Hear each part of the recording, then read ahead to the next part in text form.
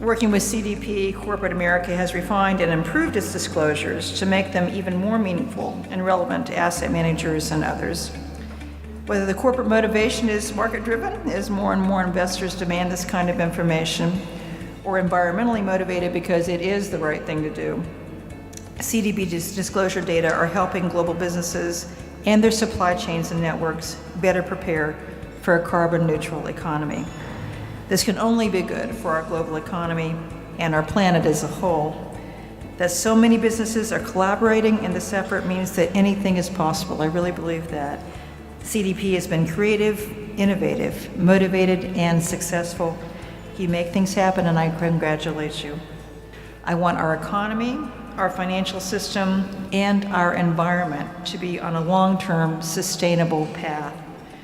The desire to make a quick profit while ignoring longer-term risks was at the heart of the dangerous behavior that led to our financial crisis.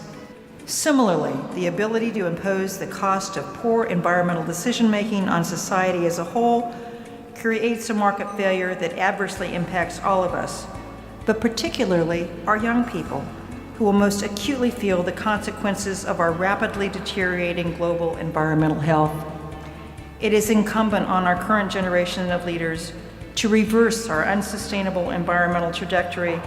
The impetus to decarbonize the global economy in order to reduce the emissions that are causing this planet to warm too quickly is both an economic necessity and a moral imperative.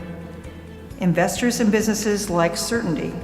This uncertainty underscores the importance of private sector initiatives that do not rely on government fiat for their success.